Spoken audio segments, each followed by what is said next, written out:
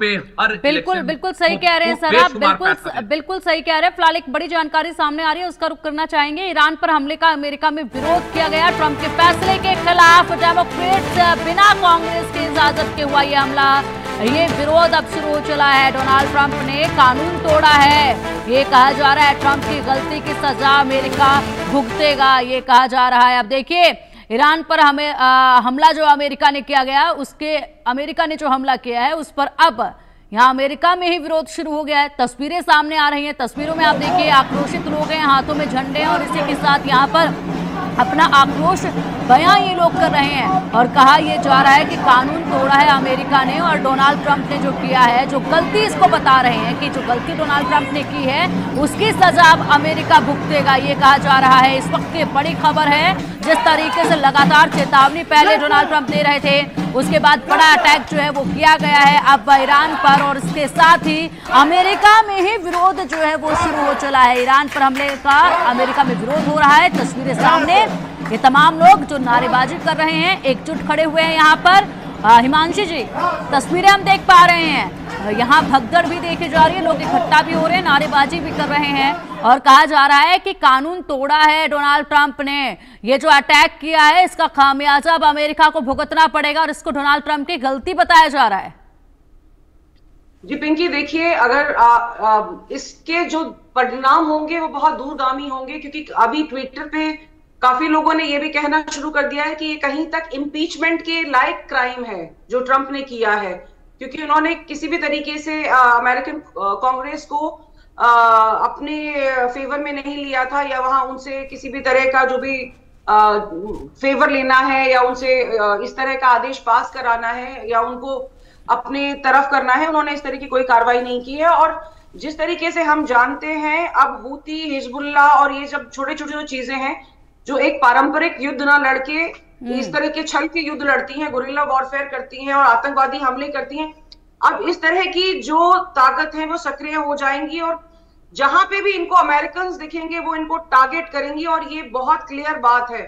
तो इसलिए अमेरिका में इस तरह का गुस्सा फूटना बहुत जायज है।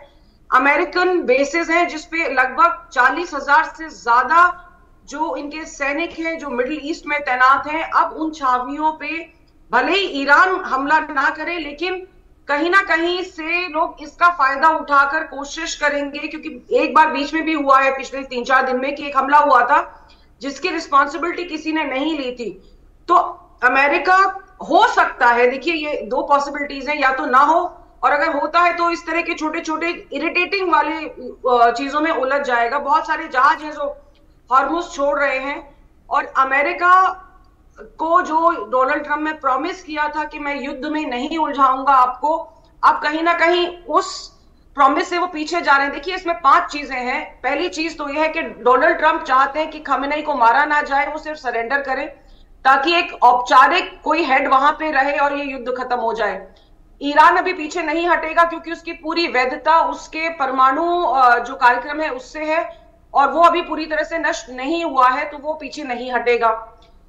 इजराइल जब तक हमला नहीं छोड़ेगा, जब तक कि कोई संधि नहीं हो जाती और उसको पूरा कॉन्फिडेंस नहीं आ जाता है कि ईरान का पूरा असला खत्म नहीं हो गया है, क्योंकि उसको लास्ट मोमेंट तक ये आत्मरक्षा और क्षेत्रीय स्थिरता के लिए खतरा लगेगा।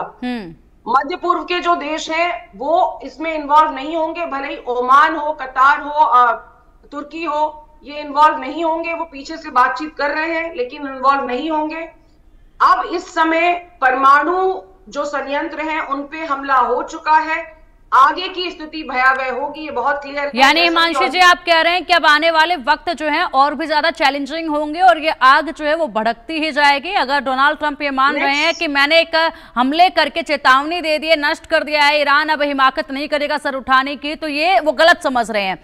फिलहाल एक बड़ी जानकारी जो है वो सामने है। ईरान की धमकी के बाद फिर से ट्रंप ने एक बड़ा बयान दिया। ईरान ने पलटवार किया तो अंजाम बुरा होगा। अमेरिका पर कोई हमला हुआ तो कड़ा जवाब मिलेगा, यूएस पर हमला हुआ तो और ताकत से जवाब मिलेगा।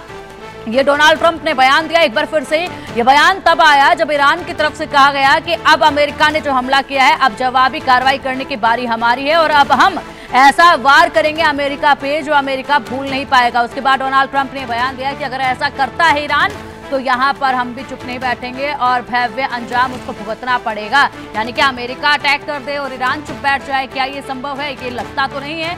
ईरान पूरी तरीके से इजराइल के साथ भी लोहा अपना मनवा रहा था, उसके बाद अब ईरान जो है वो यूएस के खिलाफ भी लड़ेगा। और बड़ी बात यह कि ईरान के साथ कोई भी देश आकर खड़ा नहीं होगा और ऐसे में ये लड़ाई जो है अब वो इजराइल, यूएस और ईरान के बीच में ही देखी जाएगी। यानी कि आने वाले जो समय है उसमें बहुत ही ज्यादा गंभीर नतीजे जो हैं वो देखे जाएंगे और गंभीर परिणाम जो हैं वो इसके देखे जाएंगे, जो कि आसपास की तमाम कंट्रीज के लिए बेहद भव्य होने वाले हैं। लड़ाई अब बढ़ती चली जाएगी क्योंकि यहाँ पर ईरान लगातार धमकी दे रहा है, चेतावनी दे रहा है। दूसरी तरफ अमेरिका भी तैयारी के साथ बैठा हुआ है।